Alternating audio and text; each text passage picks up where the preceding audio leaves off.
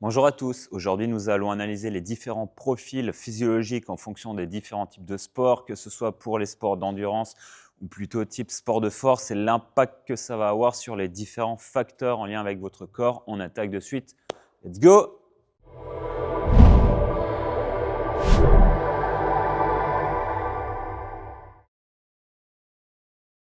Vous avez déjà tous vu la différence entre des sportifs de fond ou des sportifs qui pratiquent plutôt des sports type force, explosivité. Regardez déjà la différence entre un simple marathonien ou un sprinter. Le marathonien, autant épais qu'une brindille, et le sprinter avec des cuisses et un buste relativement bien développé. On a plein de facteurs qui vont rentrer en ligne de compte. Vous avez déjà pour les sportifs qui pratiquent du fond sur le même spectre au niveau des différents types de fibres musculaires. Nous avons les fibres plutôt lentes qui vont plutôt être rouges, vascularisées, consommer de l'oxygène comparé aux fibres rapides, les 2A, les 2X, qui elles vont plutôt rentrer dans la catégorie de la fibre explosive, puissance, mais par contre qui va recruter ces fibres sur de la courte durée et du coup se fatiguer beaucoup plus vite. Chaque personne, avant de commencer de pratiquer un sport, a déjà une prédominance dans ces différents types de fibres. Vous pouvez analyser une personne, grande, petite, la longueur de ses segments. Vous pouvez avoir deux personnes de la même taille, par exemple 1,80 m. Une aura des jambes ainsi que des bras plus courts avec un buste long ou inversement. Et donc déjà là, nous avons une grosse différence au niveau de la contractibilité musculaire et donc de la capacité à fournir un effort sur une courte durée type puissance, force, explosivité ou alors sur la capacité à tenir sur un effort long. Dans ces fibres musculaires, nous avons les fibres lentes qui, elles, vont vraiment avoir une prédominance à consommer de l'oxygène. Donc plus vous avez en termes de pourcentage, vous rapprochez de ce type de fibres lentes, plus vous aurez de la peine à développer de la masse musculaire, mais à contrario, vous serez capable de tenir des efforts vraiment de très longue durée. Vous pouvez avoir des athlètes hybrides qui sont à 50% fibres 1, 50% et deux autres types de fibres de rapide puissance, explosivité, force. A contrario, vous pouvez avoir des personnes qui sont grosse prédominance à 78-90% de fibre 1 ou inversement plutôt fibre 2. Et ça, on va déjà le voir dans la morphologie de la personne. Et quand la personne va commencer à s'entraîner, la vitesse à laquelle elle va progresser dans tel type de sport, que ce soit de l'endurance, les personnes type fibre puissance auront beaucoup de peine à développer du coup une capacité cardiovasculaire respiratoire à tenir du coup sur des heures et des heures d'entraînement sans monter trop dans les tours et sans se fatiguer d'un point de vue purement musculaire, ou à contrario la personne qui n'a jamais fait de sport et qui a déjà une prédominance de type 1 va déjà sans le moindre effort être capable de tenir pour son premier entraînement à une bonne allure, un effort vraiment type endurance, donc à rester vraiment bas dans les tours. Et ça va avoir un impact capital sur le choix de votre sport. Je ne dis pas que parce que vous êtes prédominance endurance, il ne faut pas faire des sports de force et vice-versa. Il faut vraiment pratiquer de tout, mais il faut juste avoir en tête que si on a vraiment une prédominance de type fibre lente, on aura beaucoup plus de difficultés à développer de la force et de l'explosivité qu'inversement. Il est beaucoup plus facile de passer de la type 2A, 2X à fibre lente que de réussir à transformer de la fibre lente en fibre rapide. Et inversement, d'une fois que les personnes qui auront réussi, grâce à de l'entraînement type aérobique, à passer le curseur plutôt vers un type hybride, à partir du moment où ces personnes-là vont recommencer à faire du travail de force, elles vont relativement rapidement être capables de revenir se rapprocher d'une prédominance fibre rapide. Et ça, en fonction du sport, ça va amener un autre changement, l'impact hormonal. Les sports d'endurance vont plutôt favoriser un impact hormonal type cortisol, vu qu'on sera dans quelque chose de catabolique. L'endurance, pour faire un sport d'endurance, il faut déjà être le plus léger possible, vu que le corps a besoin de consommer le moins d'efforts possible. Donc consommer le plus d'oxygène sur une longue durée. Mais le problème qu'il y a, c'est que si vous êtes massif en termes de masse grasse ou également en termes de masse musculaire, tous ces tissus vont devoir être nourris d'oxygène. Par contre, vous pratiquez un sport d'endurance sur plusieurs années, vous allez petit à petit augmenter votre production de cortisol et votre corps va avoir tendance à du coup beaucoup mieux gérer ce taux de cortisol qui va vous permettre de maintenir un taux de masse grasse et un taux de masse musculaire bas pour optimiser l'efficience durant un effort d'endurance. Et on a également, quand on pratique un sport d'endurance, notre taux de testostérone qui va chuter vu que la testostérone a plutôt un but anabolique et donc de fabriquer du tissu musculaire, mais également osseux et tous les autres tissus du corps. Donc, le sport d'endurance va avoir plutôt tendance à faire chuter la testostérone. Pour ce qui est de la GH, hormone de croissance, et l'IGF-1, ces hormones vont travailler un peu différemment. Elles vont plutôt travailler dans le sens à recruter et à transformer un profil lipidique, donc à mobiliser simplement le surplus de graisse que vous avez pour le transformer en glucose et donc en énergie. Donc, quand on pratique un sport d'endurance, la GH et les GF1 va plutôt travailler dans le but de déstocker la graisse et de la transformer en glucose pour maximiser du coup le temps de travail dans une phase d'endurance. Ainsi que l'insuline va être travaillée un peu différemment vu que tout sportif d'endurance va manger énormément du coup de glucides pour essayer de tenir sur la durée. Et donc, hormones opposées, donc insuline, cortisol, le sportif d'endurance va du coup mieux gérer ces deux hormones.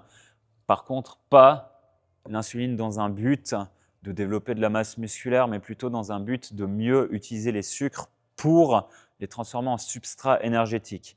A contrario, tous les sportifs de force, que ce soit dans le but d'un développement musculaire, dans le but de développer de la puissance et de l'explosivité, vont plutôt, grâce à leur entraînement plutôt de courte durée, de force et d'explosivité, augmenter drastiquement leur taux de testostérone, de GH, d'IGF-1 dans le but de développer de la masse musculaire, d'optimiser le recrutement de cette masse musculaire, ainsi que l'insuline qui, elle, va également jouer un rôle très important dans le développement de cette masse musculaire. Donc là, on a déjà les deux types qui vont aller de pair. Type 1, cortisol, ainsi qu'une baisse de nos hormones plutôt anabolisantes, et les fibres de type 2A, 2X qui vont plutôt aller dans le sens de l'augmentation également, de par le sport que l'on pratique, de nos hormones anabolisantes. Autre facteur qu'il faut tenir compte quand on pratique ces sports, c'est la longueur des segments. Comme je l'ai dit au départ, vous pouvez faire 1m80 segment court ou long, ça va vraiment changer la biomécanique, donc votre capacité à vous mouvoir et à développer de la force dans les différents mouvements. Dans le CrossFit, on a des standards à respecter, que ce soit presser un objet au-dessus de la tête, une barre, un poids, où on doit mener le poids en extension complète, bras tendus. Une personne qui aura des bras plus longs va devoir augmenter sa trajectoire de course. Pareil pour un squat. Une personne de petite taille va déjà casser à parallèle à cet endroit-là, alors qu'une personne de grande taille va devoir descendre beaucoup plus bas et parcourir une distance beaucoup plus grande du coup sur un même mouvement.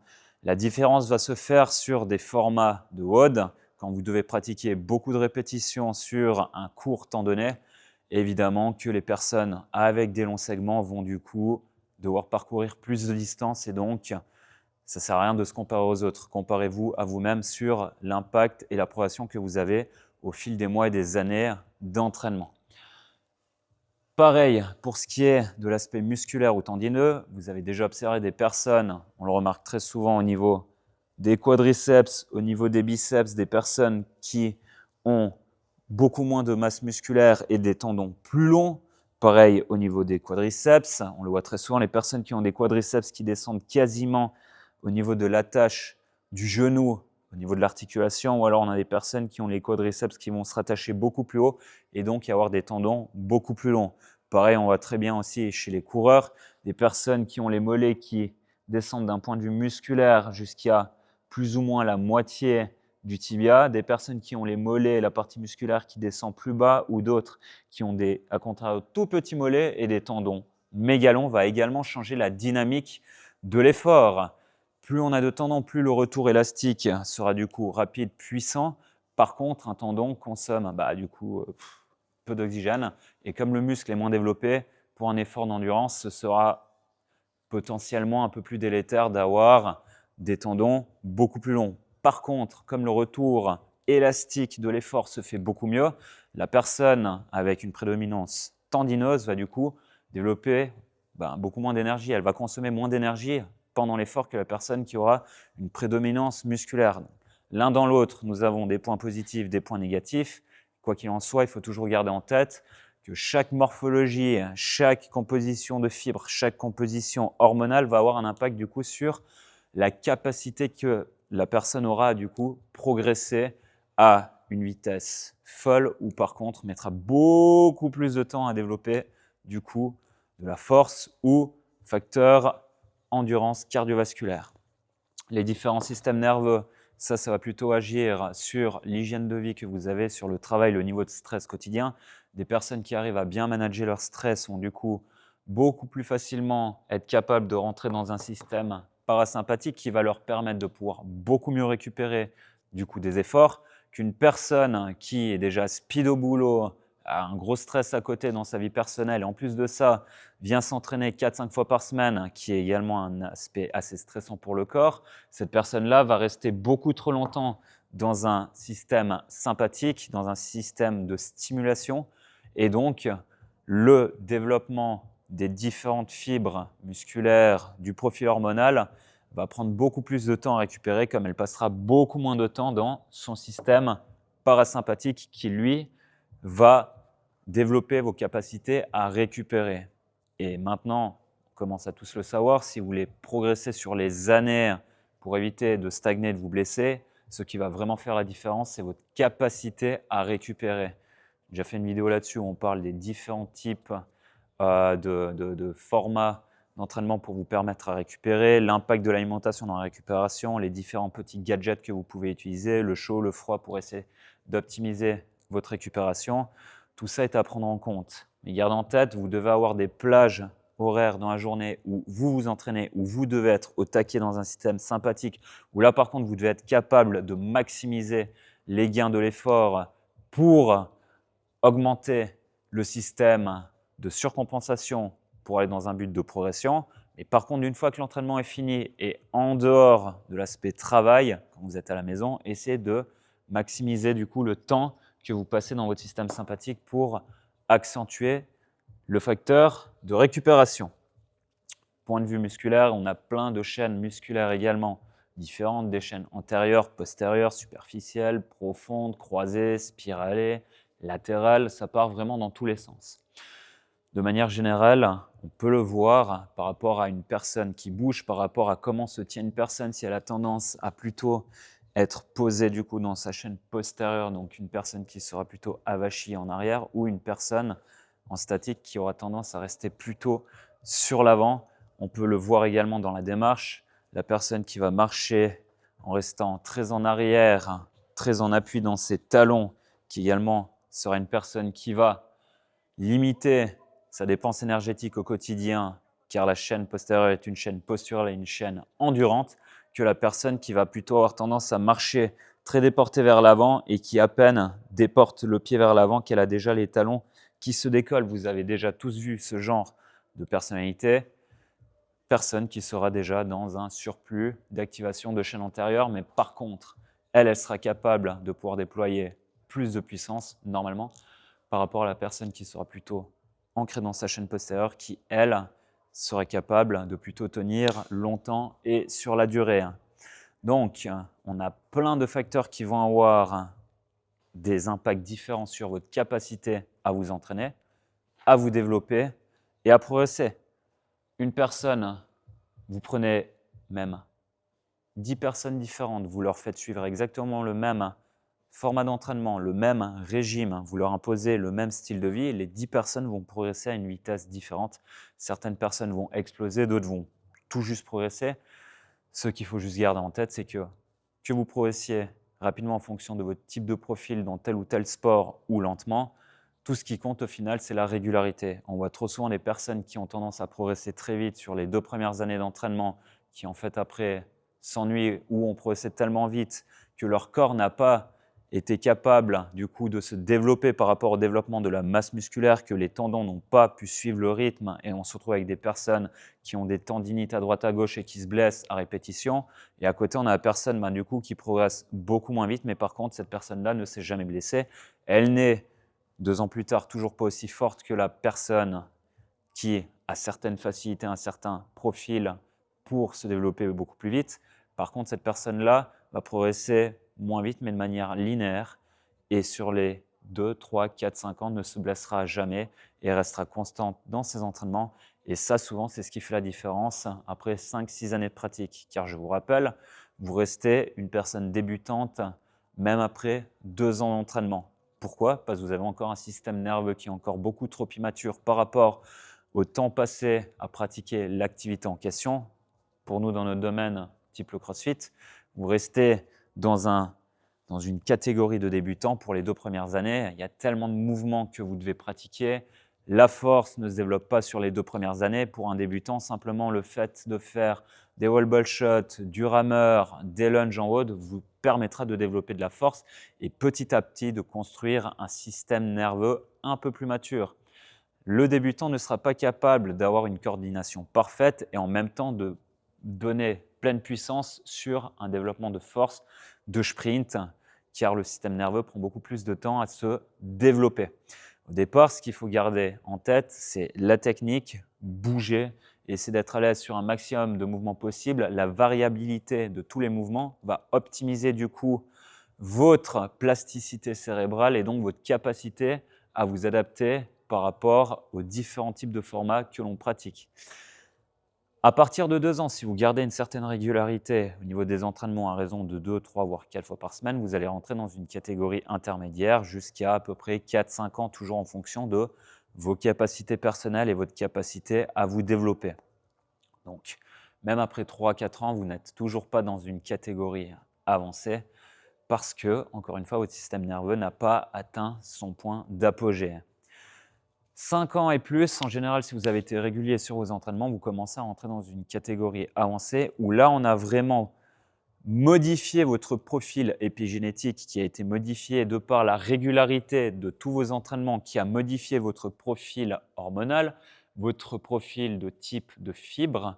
Votre système nerveux s'est également adapté par rapport au type d'effort que vous lui avez fait subir. Et donc, si vous gardez cette régularité, à partir de 5-6 ans, vous rentrez dans une catégorie avancée où là, vous serez capable de beaucoup mieux recruter votre système nerveux pour déployer un maximum de force, de puissance, pour soulever des barres de plus en plus lourdes qui demandent un niveau technique encore plus avancé. Et en parallèle de ça, si vous continuez à travailler dans le CrossFit, tous les différents types de filières, que ce soit la force, l'explosivité, la coordination, la technique ou même l'endurance, vous allez développer toutes les différentes capacités au fil des années, si, à condition, vous entraînez toujours de manière séquencée, intelligente et que vous respectez toujours la récupération en parallèle de ça. Et par rapport à tout ce que je viens de vous dire, après plusieurs années à répéter un même schéma au niveau des entraînements, au niveau de votre façon de vous nourrir ou de récupérer, ça va également dans l'autre sens. Au fil des années où vous répétez des mauvais schémas, alimentation éclatée au sol, votre niveau de sommeil qui est complètement au plus bas, vous dormez 3-4 heures par nuit, vous dormez chaque jour à une heure différente, vous allez à contrario d'un point de vue épigénétique moduler ces mauvais comportements vers le développement de pathologies ou de maladies. Et ça va vraiment dans les deux sens, et pas que dans le sens positif. Donc gardez toujours ça en tête. Toutes les actions que vous gardez en place au quotidien, toutes vos habitudes vont avoir sur du moyen long terme un impact, que ce soit en positif ou en négatif. En comprenant toutes ces informations, maintenant j'espère que vous allez gentiment arrêter de vous comparer aux autres et comprendre pourquoi vous progressez à une certaine vitesse, plus ou moins vite, ou pas. Et surtout, gardez en tête, la régularité, c'est ce qui va faire la différence du coup sur le long terme. Allez, à la prochaine. Bye bye.